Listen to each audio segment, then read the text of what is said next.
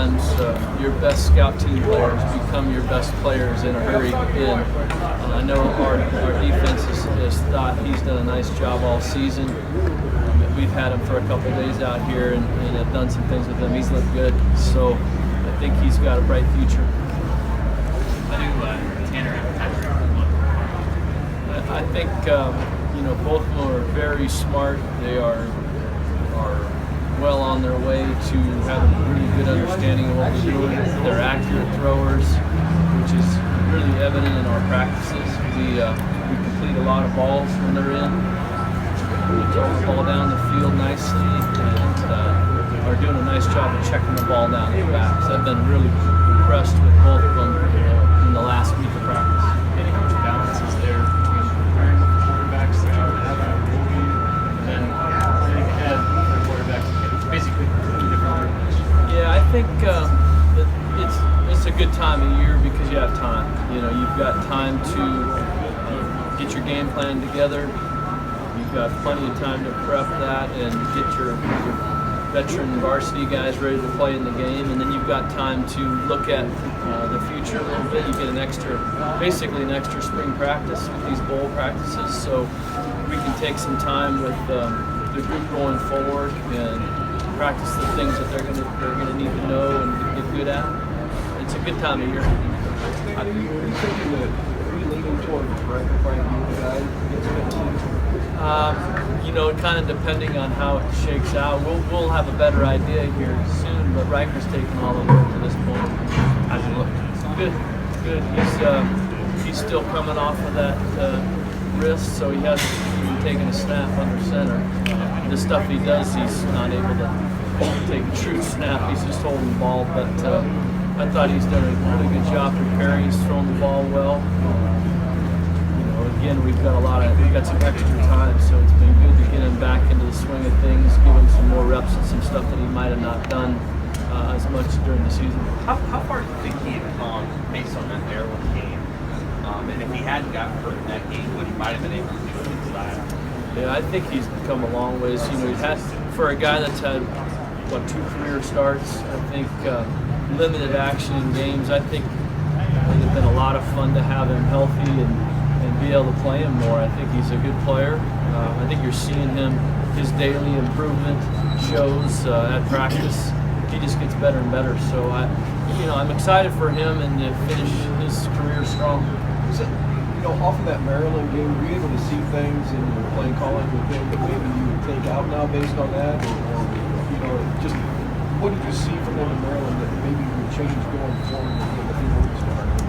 I think just trying to kind of cater to what he's comfortable doing.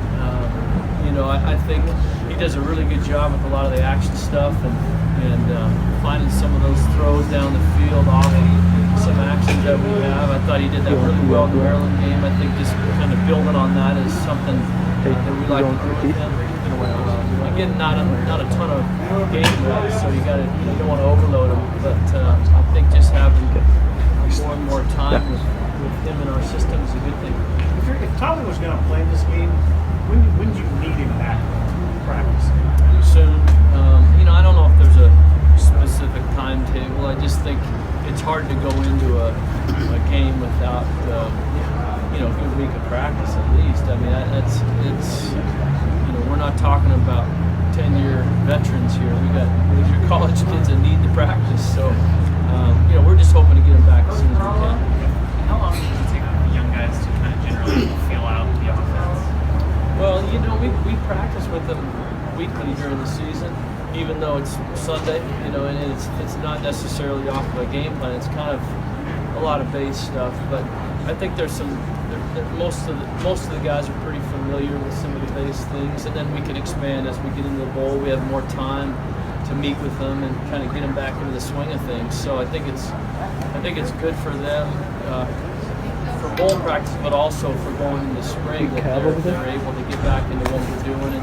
And as we hit spring practice, it's not day one. It's kind of an extension of the season. Right. So I know super early, but so you kind of get a grasp, or you can at least see a grasp of what the offense is going to look like in the spring, or is it still kind of a couple steps off? Yeah, I mean, I think you still have to. you're putting some guys in different positions, especially the receivers. So I think you're getting a glimpse of it. I don't think it's exactly how it'll be, but I think it's a time that we can install some things that we know will run in the spring and get good at running. Hey, understanding Tennessee struggled down the stretch defensively. What do you see from them? What do you think? I think their struggles came from injuries, and I think they're getting guys back because they look good to me. They've got some really talented players. They've got an outstanding defensive end that would fit well in this league. Similar to the kid from Illinois, he's a dominant pass rusher. They've got an All-American corner that's very good, cover guy. They've got a stable of linebackers that can run. They've got a D tackle that is a force inside. I think they've struggled at times because of some injuries, and I think they're going to be a very good defense that we'll face. Do they look like anybody that, from a defensive standpoint, that you guys have faced already? Well, structure-wise, they are similar to some teams in our league, being a 4-3, but they will run and their defensive speed is as good as anybody in our conference. So we're going to have to slow them down. They're a very good pressure team. They play man coverage and cover well. So it will be a tough game for us on our side of the ball. Anything else from Danny? Thanks. All right, thanks.